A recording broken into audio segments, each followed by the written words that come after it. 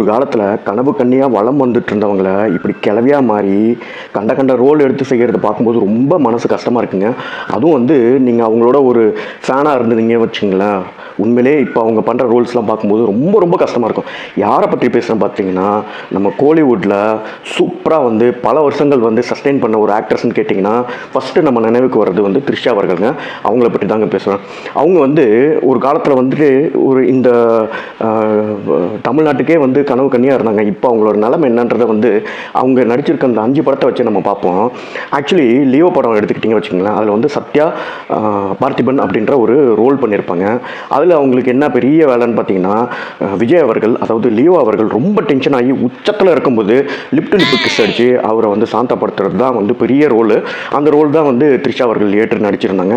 அடுத்து வந்து கோட்டு படத்தில் பயங்கரமான ஒரு ரோல் என்னன்னா, ஒரு குத்தாட்டம் போடுறதுக்கு ஒரு ரோல். அந்த ரோலையும் எடுத்து மட்டன் சாங் எடுத்து பண்ணாங்க நம்ம த்ரிஷா அவர்கள். அடுத்து வந்து பார்த்தீங்கன்னா விடாமுயற்சின்ற ஒரு படங்க. அதில் வந்து கயல் அர்ஜுன் அப்படின்ற ஒரு ரோல் பண்ணியிருந்தாங்க. அந்த ரோலோட கேரக்டரைசேஷன் எப்படின்னா, ஒரு நல்ல ஹஸ்பண்ட் இருக்கும்போதே வந்து இல்லீகல் அஃபேரில் வந்து ஹுக் ஆகிடுற ஒரு கேரக்டர் தான் வந்து இந்த கயல் அர்ஜுன்.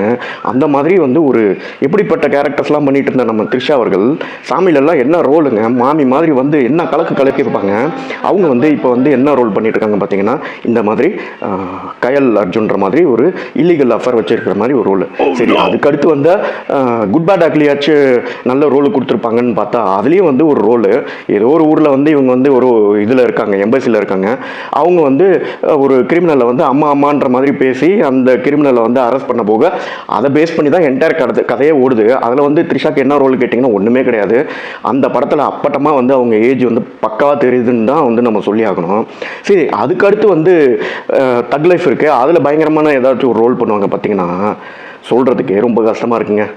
ஆண்டவர் எந்த ஹீரோயினையும் விட்டு வைக்க மாட்டார்.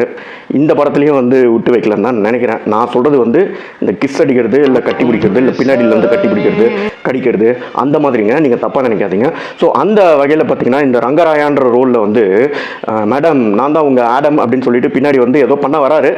அதோட வந்து ட்ரெய்லர் கட் பண்ணிட்டாங்க. படத்தை பார்த்தோன்னா நம்மளுக்கு தெரிஞ்ச த்ரிஷாக்கு வந்து அதுலேயும் வந்து ஒரு டம்மியான ஒரு ரோல் தான் அப்படின்ட்டு அதுதாங்க சொல்லுவாங்க. அதாவது கரியரின் உச்சத்துலேயே வந்து நம்ம வந்து நம்ம கால் எடுத்துடணும் லைஃப்பில் வந்து இதுக்கு மேலே வந்து நான் கிரிக்கெட் ஆட மாட்டேன், இதுக்கு மேலே வந்து நான் நடிக்க மாட்டேன். அதாவது உச்சத்தில் இருக்கும்போதே அந்த கால் எடுத்துட்டோன்னா மானத்தோட மரியாதையோடு இருக்கலாம். அதை தாண்டி இந்த மாதிரி வந்து எக்ஸ்டெண்ட் பண்ணிக்கிட்டே நான் தான் வந்து கனவு கிழவி அப்படின்னு சொல்லிட்டு நடிச்சிட்டு இருந்தோன்னு வச்சுக்கோங்களேன், இந்த மாதிரி தான் நிலமை வரும். So sad Trisha Krishnan for you.